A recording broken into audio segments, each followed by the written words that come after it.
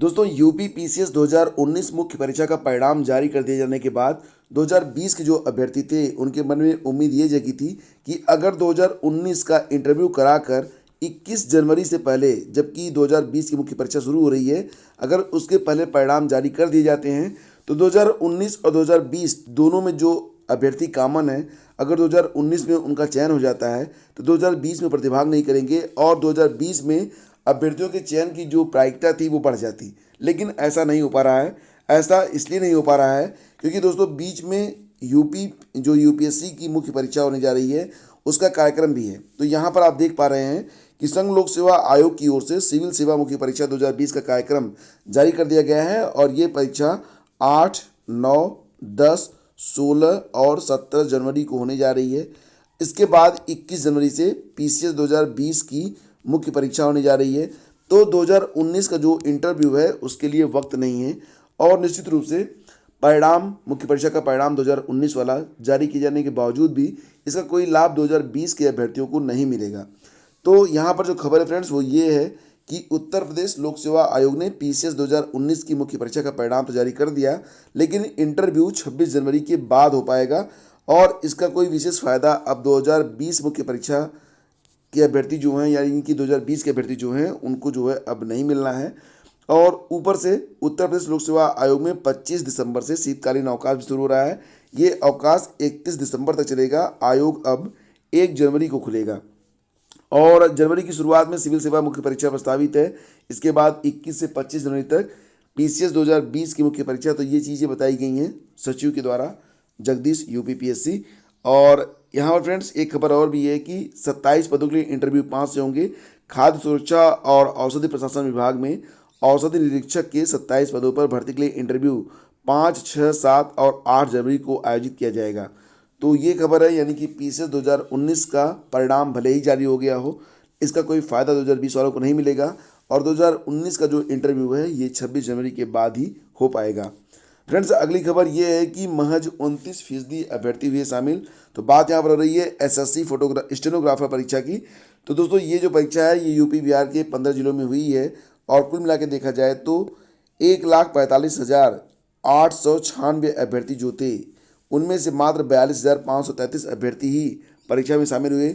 All over जो उपस्थिति रही वो मात्र 29.15% रही। हालांकि यूपी की अपेक्षा बिहार में जो उपस्थिति रही वो अधिक रही थी।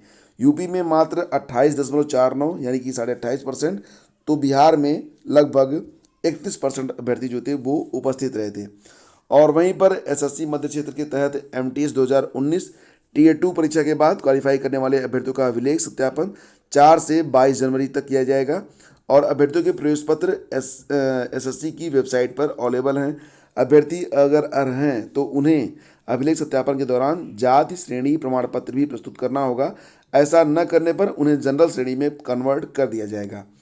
और दोस्तों यहाँ पर मैं आपको बता दूं कि यूपी टीजीटी और पीजीटी का जो विज्ञापन है, यूपी टीजीटी और पीजीटी का, तो ये 2020 का जो विज्ञापन है फ्रेंड्स ये 31 जनवरी तक आने की इसकी पूरी संभावना है और इस पर तेज़ी से काम चल रहा है। और इसी विज्ञापन में आपको बायोलॉजी के पद भी देखने को मिलेंगे।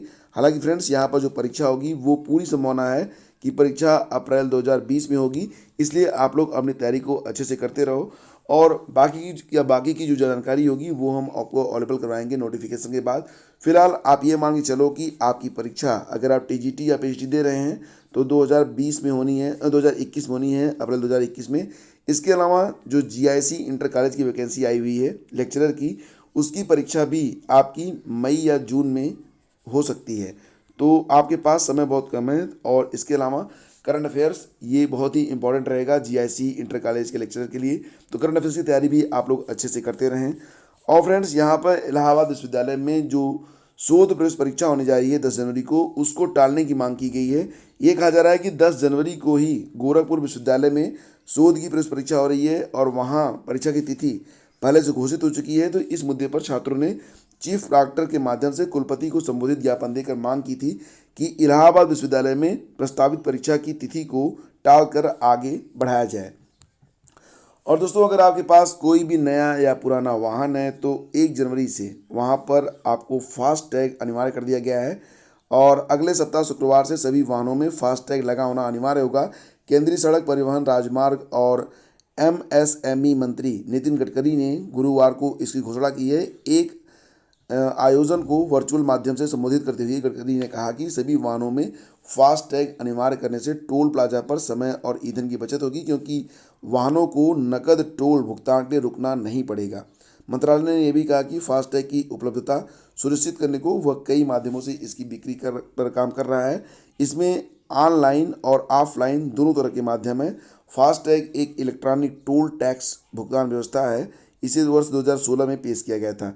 देखो यहाँ पर कुछ जीएस के प्रश्न भी बन जाएंगे आपके कि ये जो फास्टैग की शुरुआत कब हुई थी, 2016 में हुई थी। और ये एक ऐसा मतलब सिस्टम है जो कि गाड़ी के ऊपर लगा रहता है, तो गाड़ी को टोल प्लाजा पर रुकना नहीं पड़ता। वहाँ पर जैसे ही टोल प्लाजा पर गाड़ी पहुँचती है, सामने वाले शीशे पर चिपके फास्टैग को प्लाजा पर लगी इलेक्ट्रॉनिक मशीन जो होती है पढ़ लेती है, और उस फास्टैग से उपलब्ध रकम जो होती है वो कट जाती है। तो ये जो व्यवस्था है वो 1 जनवरी से अब सभी प्रकार के वाहनों में कंपलसरी रूप से कर दी जाएगी। तो फ्रेंड्स, ये थी आज की सारी updates. Thank you so much for watching the video, और मिलेंगे हम आपसे अगले वीडियो में। आगे दीजिए, नमस्कार, जय हिंद।